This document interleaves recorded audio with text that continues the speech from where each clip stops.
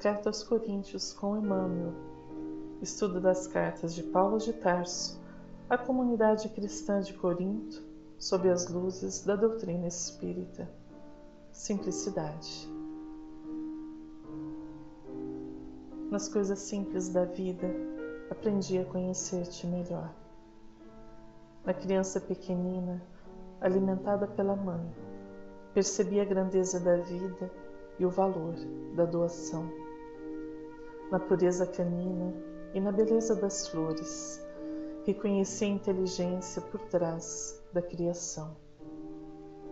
Chamaste-me, então, a procurá-lo em águas mais profundas, da centelha divina que depositou dentro de mim, nas leis divinas que gravou em minha consciência, e na percepção da minha pequenez diante do universo, fui chamado a te conhecer, a te descobrir.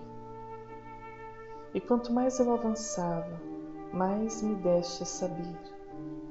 Quanto mais eu te buscava nas simples coisas da vida, reservando-me humilde e conhecedor de minhas fraquezas, reconhecia-o maior. Percebi então que não era eu que te descobria, mas tu que te revelavas. Texto para análise. 1 Coríntios, capítulo 2, versículos 1 a 8. E eu, irmãos, quando fui ter convosco, anunciando-vos o testemunho de Deus, não fui com sublimidade de palavras ou de sabedoria, porque nada me propus saber entre vós, senão a Jesus Cristo, e este crucificado. E eu estive convosco em fraqueza e em temor, e em grande tremor. E a minha palavra e a minha pregação não consistiram em palavras persuasivas de sabedoria humana, mas em demonstração de espírito e de poder, para que a vossa fé não se apoiasse em sabedoria dos homens, mas no poder de Deus.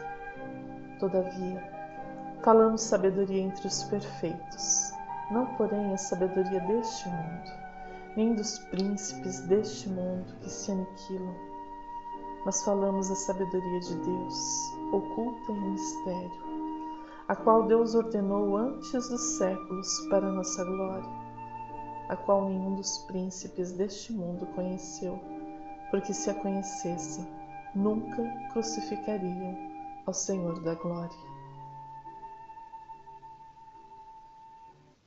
Ouvir uma boa preleção ou uma boa palestra é certamente algo agradável.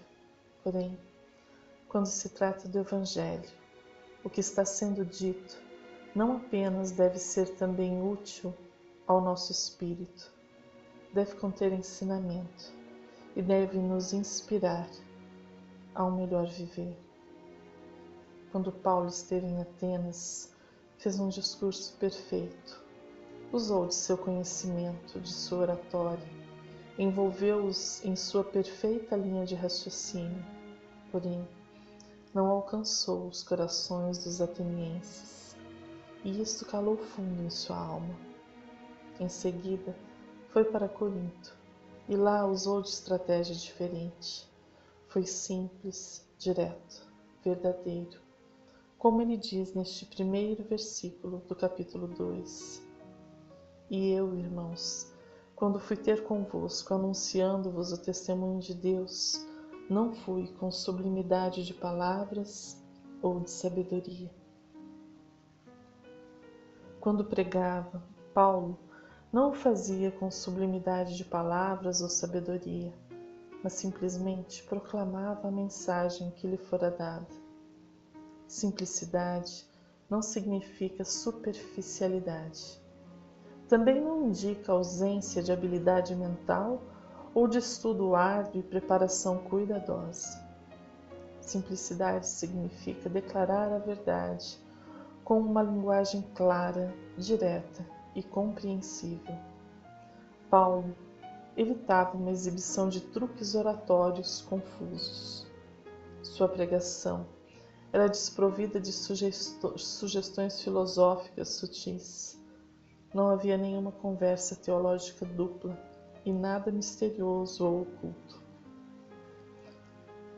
Comentário de Bacon, volume 8. Muitas vezes utilizamos da oratória ou de discursos complexos para satisfazer o nosso orgulho e a nossa vaidade, dando a todos a impressão de erudição, de conhecimento. Este é o formato que encontramos nos círculos acadêmicos em geral, onde a erudição é prestigiada e incentivada. Mas e dentro de uma casa espírita? Como devem ser as palestras? Como deve ser a divulgação doutrinária em geral? Se nossa intenção é convencer, persuadir a quem nos ouve, utilizaremos as ferramentas ao nosso alcance para alcançarmos o objetivo.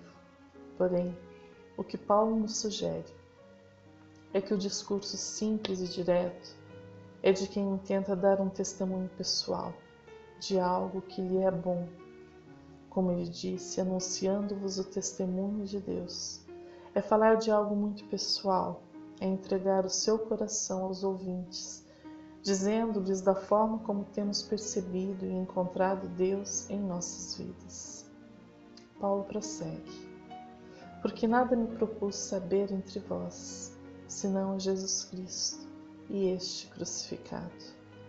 Eis a mensagem, eis o objetivo de Paulo, contar a todos sobre a vida de Jesus Cristo e também sobre o seu sacrifício, sua morte e ressurreição.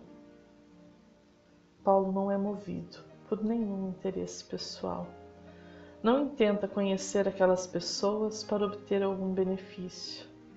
Nada necessita saber quem eles são, o que fazem, se são ricos ou pobres, para levar-lhes a boa nova, para falar-lhes do Evangelho redivivo.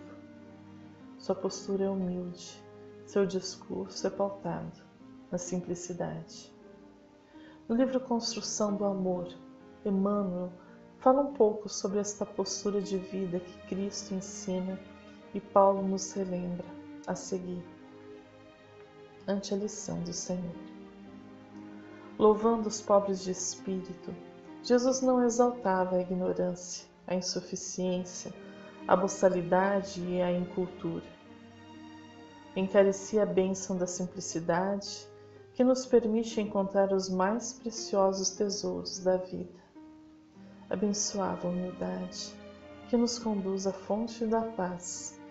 Salientava a sobriedade, que nos garante o equilíbrio. Destacava a paciência, que nos dilata a oportunidade de aprender e servir. Se procuras o Mestre do Evangelho, não admitas que a tua fé se transforme em combustível ao fogo da ambição menos eficiente. Vale-te da lição de Jesus, a maneira do lavrador vigilante que sabe selecionar as melhores sementes, a fim de enriquecer a colheita próxima, ou a maneira do viajor, que guarda consigo a lâmpada acesa para a vitória sobre as trevas. Muita gente se alinha nos santuários da Boa Nova, procurando em Cristo um escravo, suscetível de ser engajado a serviço de seus escusos desejos, buscando na proteção do céu favorável clima à infeliz materialização de seus próprios caprichos, enquanto milhões de aprendizes da divina revelação se aglomeram nos templos do Mestre em torneios verbalísticos, nos quais entronizam a vaidade que lhes é própria, tentando posições de evidência nos conflitos e tricas da palavra, em que apenas efetuam a malversão das riquezas do espírito. Se a doutrina redentora do bem eterno é o caminho que te reclama a sublime aquisição da vida superior, simplifica a própria existência. Evitemos complicações e exigências que nada realizam em torno de nós, senão amargura, desencanto e inutilidade. Recebamos o dom das horas, como quem sabe que o tempo é o mais valioso empréstimo do Senhor à nossa estrada, e convertendo os minutos em ação construtiva e salutar, faremos a descoberta de nosso próprio mundo íntimo, em cuja maravilhosa extensão a paz e o trabalho são os favores mais altos da vida. Contentemo-nos em estruturar com bondade e beleza um instante que passa, cedendo-lhe o melhor de nós mesmos a favor dos que nos cercam, e descerraremos um novo horizonte em que a plenitude da simplicidade com Jesus nos fará contemplar infinitamente a eterna e divina alegria. Sigamos com o texto da carta aos Coríntios. Eu estive convosco em fraqueza e em temor e em grande tremor. Paulo não apenas é simples, direto, mas reconhece suas fraquezas num gesto de profunda humildade. Encontramos no livro Paulo Estevão a informação de como Paulo estava quando chegou em Corinto, e a forma como ele adentrou nesta comunidade dá-nos a dimensão do que ele quis dizer com fraqueza, temor e tremor. Logo após sair de Atenas, Paulo sente-se profundamente triste. Vejamos o que nos diz o livro Paulo Estevão. O apóstolo dos gentios despediu-se com serenidade, mas tão logo se viu só, chorou copiosamente. A que atribuir o doloroso insucesso? Não pôde compreender imediatamente que Atenas padecia de seculares intoxicações intelectuais, e supondo-se desamparado pelas energias do plano superior, o ex-rabino deu expansão a terrível desalento. Não se conformava com a frieza geral, mesmo porque a nova doutrina não lhe pertencia, e sim ao Cristo. Quando não chorava refletindo na própria dor, chorava pelo Mestre, julgando que ele, Paulo, não havia correspondido à expectativa do Salvador. Por muitos dias, não conseguiu desfazer a nuvem de preocupações que lhe ensombrou a alma. Todavia, encomendava-se a Jesus e suplicava-lhe proteção para os grandes deveres da sua vida. Nesse vulcão de incertezas e amarguras, surgiu o socorro do Mestre ao apóstolo bem-amado. Timóteo chegara de Corinto, carregado de boas notícias. O valoroso pregador saía de Atenas assaz abatido. O insucesso em face da cultura grega compelia-lhe o espírito indagador aos mais torturantes raciocínios. Começava a compreender a razão porque o mestre preferira a Galiléia, com os seus cooperadores humildes e simples de coração. Entendia melhor o motivo da palavra franca do Cristo sobre a salvação e decifrava a sua predileção natural pelos desamparados da sorte. Essa tristeza abalou-lhe também a saúde, de tal forma que, quando decidiram ir para Corinto, Timóteo lhe sugeriu irem de navio, ao que Paulo recusou-se, uma vez que gostaria de ir de vila em vila, levando o Evangelho. Chegou em Corinto adoentado, ainda profundamente abatido. Vejamos o comentário de Champlin sobre este versículo. Paulo havia tentado pregar com algum método filosófico em Atenas. Talvez por este motivo, e que ele não resolveu experimentar o método intelectual em Corinto, embora tal método, sem dúvida, fosse popular ali. Naturalmente, supomos que Lucas narrou fielmente a apologia de Paulo a Atenas. Não há razão alguma para supormos que Paulo não teria usado esse método entre os atenienses. Paulo não quis dizer que usar esse método é algo errôneo por si mesmo, mas descobrira, nesse caso, tratar-se de um método ineficaz. Seja como for, não era Paulo competidor para os filósofos gregos em seu próprio território. Não que lhes fosse intelectualmente inferior, isso não é provável. Não obstante, ele não era um retórico ou um sofista treinado. Sentia-se muito mais à vontade na sinagoga do que na escola filosófica, e resolveu que, sendo todos os homens pecadores, e sendo Cristo Salvador universal, não precisava ele apresentar a Cristo de maneira diferente para homens de culturas diversas. Adoecido, entristecido, não obstante, pregando o Evangelho, levando adiante as palavras consoladoras de Jesus. Se trouxermos o exemplo para os nossos dias de hoje, talvez tenhamos uma dimensão do que está sendo dito. Em geral, atribuímos o sucesso financeiro como um fator determinante na vida adulta de uma pessoa. Mas e se nos deparássemos com alguém envelhecido pelo trabalho austero, em simples trajes, parecendo adoentado e triste, e sem dinheiro algum? Como receberíamos esta pessoa em nossas vidas? Ouviríamos o que ele tem para dizer? Faria algum sentido seu anúncio de um Cristo que liberta e conduz, dito por esta pessoa? Foi assim que Paulo chegou em Corinto. Aos olhos humanos, alguém em fraqueza, em temor e em grande tremor. Não obstante, decorridos 2000 anos, reconhecemos em Paulo como um dos maiores trabalhadores de Jesus. Sigamos em frente. E a minha palavra e a minha pregação não consistiram em palavras persuasivas de sabedoria humana, mas em demonstração de espírito e de poder, para que a vossa fé não se apoiasse em sabedoria dos homens, mas no poder de Deus. Eis a motivação de Paulo. Ele sabia-se apenas como um mensageiro. Não intentava mudar as pessoas a golpes de palavras, mas as convidava para um novo modo de viver, reconhecendo, entretanto, que a obra é do Cristo.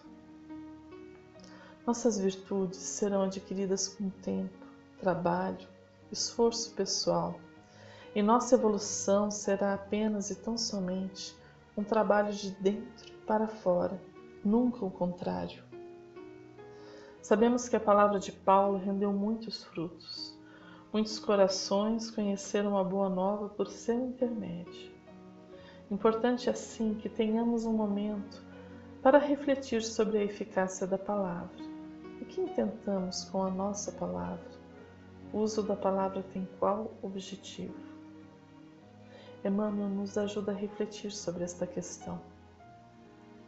Toda frase, no mundo da alma, é semelhante a engenho de projeção, suscitando imagens na câmara oculta do pensamento. Temos assim frases e frases, duras como aço, violentas como fogo, suaves como brisa, reconfortantes como sol, mordentes quais lâminas, providenciais como bálsamos. À vista disso, todos nós carregamos no estoque verbalístico palavras e palavras. Palavras bênçãos, palavras armadilhas, palavras charcos, palavras luzes, palavras esperanças, palavras alegrias, palavras promessas, palavras realizações, palavras trevas, palavras consolos, palavras aflições, palavras problemas. Sabendo nós que o Criador, ao criar a criatura, criou nessa mesma criatura o poder de criar, é forçoso reconhecer que toda frase cria imagens e toda imagem pode criar alguma coisa. Saibamos assim compor as nossas frases com as nossas melhores palavras, nascidas de nossos melhores sentimentos, porque toda peça verbal rende luz ou sombra, felicidade ou sofrimento, bem ou mal para aquele que lhe faz o lançamento na criação. Do livro Bênção de Paz, Criação Verbal. A palavra de Paulo era direta, simples, humilde, e isso tem uma razão muito profunda, que é o que fica demonstrado no final do versículo, quando ele diz: mas em demonstração de espírito e de poder. Vejamos este comentário de William Barclay sobre este trecho. Veio com resultados e não só com palavras. O resultado da pregação de Paulo foi que aconteceram coisas. Paulo diz que sua pregação se demonstrou inquestionavelmente certa por meio do Espírito e seu poder. A palavra que utiliza se refere à prova mais rigorosa possível, o tipo de prova que não pode ser questionado. Qual era? Era a prova da mudança nas vidas, algo completamente novo, antisséptico, regenerador, tinha entrado na poluída sociedade de Corinto.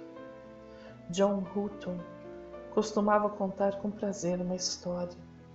Um homem que tinha sido um renegado e um alcoólico havia sido conquistado por Cristo. Seus colegas de trabalho sabiam isto e tentavam debilitá-lo. Estavam acostumados a dizer: certamente que um homem sensato como você não pode crer nos milagres que a Bíblia relata. Não pode, por exemplo, crer que o seu Jesus converteu a água em vinho. O homem respondeu: não sei se o fez ou não, mas o que sim sei é que em minha casa, minha própria casa, o vi converter a cerveja em móveis. Ninguém pode discutir contra a prova de uma vida mudada.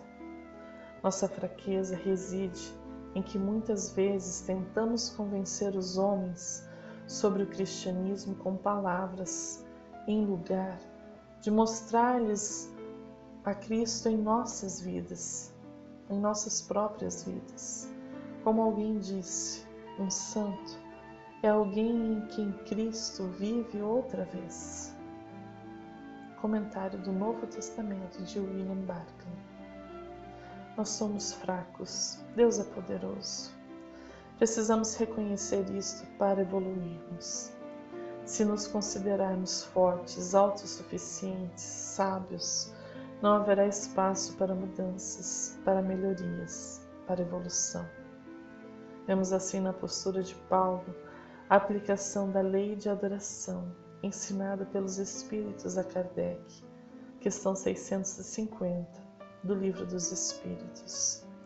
Origina-se de um sentimento inato à adoração ou é fruto de ensino? Sentimento inato, como o da existência de Deus. A consciência da sua fraqueza leva o homem a curvar-se diante daquele que o pode proteger. Caminhamos então para o trecho final do nosso estudo desta semana. Todavia, falamos sabedoria entre os perfeitos, não porém a sabedoria deste mundo, nem dos príncipes deste mundo que se aniquilam. Mas falamos a sabedoria de Deus, oculta em mistério, a qual Deus ordenou antes dos séculos para nossa glória, a qual nenhum dos príncipes deste mundo conheceu, porque se a conhecessem, nunca crucificariam ao Senhor da glória. O que Paulo quis dizer com perfeitos? Vejam que ele diz: todavia falamos sabedoria entre os perfeitos. Certamente ele não estava usando o termo tal qual nós o aplicamos hoje em dia. Então precisamos buscar o real significado desta afirmativa e, para tanto, nos socorremos do estudo de William Barclay. diz que isto se realiza entre os que são teleioi. Em algumas versões, esta palavra se traduz por perfeitos. Este é um dos significados da palavra, mas não é o apropriado para esta passagem. Teleios tem um sentido físico. Descreve um animal ou uma pessoa que cresceu como devia e alcançou a altura de seu desenvolvimento físico. Tem um significado mental. Pitágoras dividiu seus discípulos entre aqueles que eram meninos e os teleioi, o que significa que descreve uma pessoa que passou da instrução rudimentar dos elementos de qualquer matéria e que é agora um estudante amadurecido. Esse é o sentido que Paulo lhe dá aqui. Falamos a respeito dos elementos básicos do cristianismo fora nas ruas e aqueles que logo ingressam na igreja, mas entre os que alcançaram maturidade, repartimos um ensino mais profundo a respeito do que significam esses atos básicos. Em nenhum momento Paulo insinua a existência de uma espécie de distinção de castas entre os distintos tipos de cristãos. A diferença está nas etapas em que se encontram situados, e cada uma delas necessita um tipo de instrução distinta. O trágico é que muitas vezes as pessoas se contentam em permanecer na etapa elementar, quando teriam que esforçar-se por pensar por si mesmos. Percebemos assim que ele está falando dos que estão buscando melhorar-se, que já têm alguma maturidade dentro da vivência do Evangelho. Vemos isso claramente dentro das casas espíritas em que se tem a palestra pública para aqueles que buscam reflexões e também grupos de estudo, em que as pessoas querem aprofundar-se no conhecimento que já adquiriram. Não se trata assim de afirmar que um é melhor que o outro, apenas de constatar a busca pelo conhecimento e uma vivência mais profunda em decorrência deste aprendizado. E o que está sendo ensinado? Que tipo de conhecimento Paulo oferecia à comunidade de Corinto?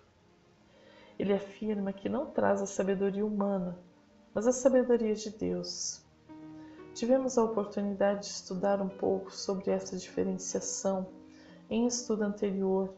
Não obstante, é importante que tenhamos isso de forma muito clara em nossas vidas e nossos corações, a fim de não transitarmos no erro do orgulho e da vaidade promovidos pela sabedoria humana.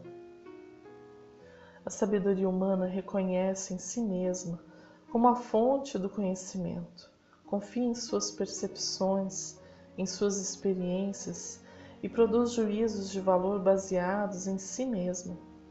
Ela é importante e tem o seu valor, porém é preciso que tenhamos a distinção entre o que descobrimos e o que nos é revelado. A sabedoria divina vai além deste processo interior do homem de buscar o processo de descobrimento, para revelar-se ao homem. Deus se revela ao homem à medida que ele o busca, e este processo é eterno e ininterrupto. Nominamos a doutrina espírita como a terceira revelação. Vejam que não se trata apenas de algo que os homens descobriram através de estudos e experiências, mas um conhecimento que Deus permitiu fosse dado aos homens para que eles avançassem. Paulo fala então que a sabedoria de Deus está envolta em mistério. Muitos usam estas palavras para barrar a busca do homem por respostas, dizendo apenas Deus quis assim, não nos cabe questionar. Porém, a fé raciocinada nos permite sempre a busca da compreensão da vontade divina, principalmente para que possamos distingui-la da nossa vontade. Perceber o que é descobrimento, fruto do nosso esforço, e o que é revelado, fruto da misericórdia divina, nem sempre nos será fácil, até porque, em nossa vida cotidiana, ambos andarão de mãos juntas, uma vez que do nosso esforço resultará uma aproximação com Deus, e desta aproximação muito nos será revelado. Este texto nos auxilia a compreender a questão do mistério de Deus sob as luzes da doutrina espírita. Sendo Deus a essência divina por excelência, unicamente os espíritos que atingiram o mais alto grau de desmaterialização o podem perceber em todo o seu esplendor. Pelo fato de não o verem, não se segue que os espíritos imperfeitos estejam mais distantes dele do que os outros. Esses espíritos, como os demais, como todos os seres da natureza, se encontram mergulhados no fluido divino. Do mesmo modo que nós o estamos na luz, os cegos também estão mergulhados na luz e, contudo, não a veem. As imperfeições são véus que ocultam Deus, a visão dos espíritos inferiores. Quando o nevoeiro se dissipar, vê-lo-ão resplandecer. Para isso, não lhes é preciso subir, nem procurá-lo nas profundezas do infinito. Desimpedida a visão espiritual das bélidas morais que obscureciam, eles o verão de todo lugar onde se ache, mesmo da terra, porquanto Deus está em toda parte. O espírito só se depura com o tempo. Seu das diversas encarnações, o alambique, em cujo fundo deixa de cada vez algumas impurezas. Com o abandonar o seu invólucro corpóreo, os espíritos não se despojam instantaneamente de suas imperfeições, razão por que depois da morte não veem a Deus mais do que o viam quando vivos, mas à medida que se depuram, têm dele uma intuição mais clara. Não o veem, mas compreendem-o melhor. A luz é menos difusa. Quando, pois, alguns espíritos dizem que Deus lhes proíbe, respondam a uma dada pergunta, não é que Deus lhes apareça ou dirija a palavra, para lhes ordenar ou proibir isto ou aquilo. Não. Eles, porém, o sentem, recebem os eflúvios do seu pensamento, como nos sucede com relação aos espíritos que nos envolvem em seus fluidos, embora não os vejamos. Nenhum homem, consequentemente, pode ver a Deus com os olhos da carne. Se essa graça fosse concedida a alguns, só seria no estado de êxtase, quando a alma se acha tão desprendida dos laços da matéria, que torna possível o fato durante a encarnação. Tal privilégio, aliás, exclusivamente pertenceria a almas de eleição, encarnadas em missão, que não em expiação. Mas como os espíritos da mais elevada categoria refulgem de ofuscante brilho, pode dar-se que espíritos menos elevados, encarnados ou desencarnados, maravilhados com o esplendor de que aqueles que se mostram cercados suponham estar vendo o próprio Deus, é como quem vê um ministro e o toma pelo seu soberano. Sob que aparência se apresenta Deus aos que se tornaram dignos de vê-lo? Será sob uma forma qualquer? Sob uma figura humana ou como um foco de resplendente luz? A linguagem humana é impotente para dizê-lo, porque não existe para nós nenhum ponto de comparação capaz de nos facultar uma ideia de tal coisa. Somos quais cegos de nascença, a quem procurasse inutilmente fazer compreendessem o brilho do sol. A nossa linguagem é limitada pelas nossas necessidades e pelo círculo das nossas ideias. A dos selvagens não poderia descrever as maravilhas da civilização. A dos povos mais civilizados é extremamente pobre para descrever os esplendores dos céus. A nossa inteligência, muito restrita para os compreender, e a nossa vista, por muito fraca, ficaria deslumbrada. Texto da Revista Espírita de 1866. Deus está em toda parte. Paulo encerra este trecho, objeto de nosso estudo, dizendo: nenhum dos príncipes deste mundo conheceu, porque se a conhecessem, nunca crucificariam ao Senhor da Glória. o orgulho nos afasta de Deus, nos cega a visão, criando a falsa ilusão de que somos algo que ainda não somos. Este orgulho é representado por Paulo pelos príncipes deste mundo, que ouvem apenas a si mesmos, aos seus anseios e à sua vontade, e por estarem cegos não reconheceram o enviado de Deus, levando-o à cruz. Aprendemos com Paulo que para ouvir a voz de Deus em nossas vidas, precisamos abandonar este príncipe deste mundo, que ainda vive em nós, vivendo com humildade e simplicidade, e conscientes de que tudo que nos cerca é a oportunidade de conhecer e reconhecer a voz de Deus, como nos ensina Galileu neste valoroso texto. Ouvistes o ruído confuso do mar, retumbando quando o vento norte infla as ondas e elas se quebram, rugindo suas lâminas de prata sobre a praia? Ouviste o fragor sonoro do raio nas nuvens sombrias, ou o murmúrio da floresta ao sopro do vento do entardecer? Ouvistes nos recônditos da alma essa múltipla harmonia, que não fala os sentidos senão para os atravessar e chegar até o ser pensante e amante?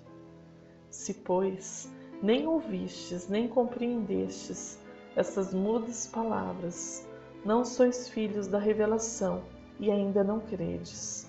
E a esses direi: sai da cidade nessa hora silenciosa, em que os raios estrelados descem do céu, e colhendo em vós mesmos os pensamentos íntimos, contemplai o espetáculo que vos cerca, e chegareis antes da aurora a partilhar a fé dos vossos irmãos.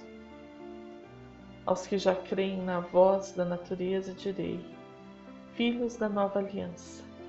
É a voz do Criador e do Conservador dos seres, que fala no tumulto das ondas, no ribombar do trovão. É a voz de Deus, que fala no sopro dos ventos.